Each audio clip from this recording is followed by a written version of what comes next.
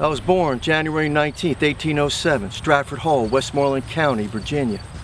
My father, Henry Lee, better known as Light Horse Harry Lee, George Washington's preeminent cavalry commander in our first war for independence. My mother, Ann Hill Carter, direct descendant of King Carter, Williamsburg, Virginia. When I was 6 years old, my father placed himself into self-exile in Barbados, leaving my mother and my siblings in dire financial straits. Ultimately, in 1825, as I was prepared to attend college, my mother did not have the financial wherewithal to send me to the University of Virginia, so I was successful in earning an appointment to the United States Military Academy at West Point, from whence I graduated in 1829. I remained in the United States Army, receiving various promotions. 1846, I was serving under General Winfield Scott in Mexico. Served there with him from 1846 to 1848. Then from 1852 to 1855, I was the superintendent at West Point. Upon completion of those responsibilities, I was assigned to the 1st U.S. Cavalry in San Antonio, Texas. I remained there until 1857, when I returned to Arlington House Plantation upon the death of my father-in-law to assist my wife in taking care of the finances of Arlington House Plantation.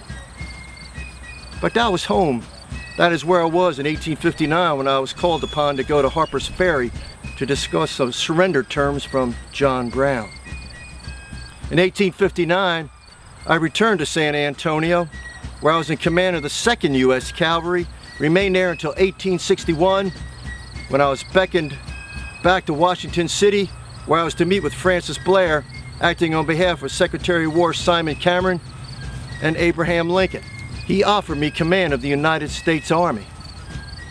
As a Virginian, I could not possibly bring myself to accept that promotion. 4 days after the offer, I submitted my resignation as a colonel in the United States Army, which also included my rejection of command of the United States Army. From 1862 to 1865, I was in command of the Army in Northern Virginia. And during those 3 years, on battlefields such as these, I led the Army in Northern Virginia into harm's way against some of my former comrades in arms in the United States Army and some of my very students from those 3 years at West Point. After the war, all I wanted to do was purchase a small plantation, live out my days, but it was not to be.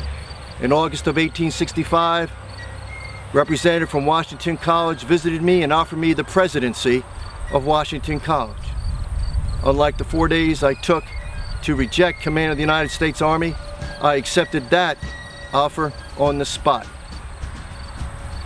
The 8 years of my life, of which I am the proudest, are the 8 years I spent as an educator, the 3 years as superintendent at West Point, and the 5 years I spent as the president of Washington College. It was so comforting to wake up in the morning and to make decisions which benefited my students in a positive manner instead of sending them into harm's way.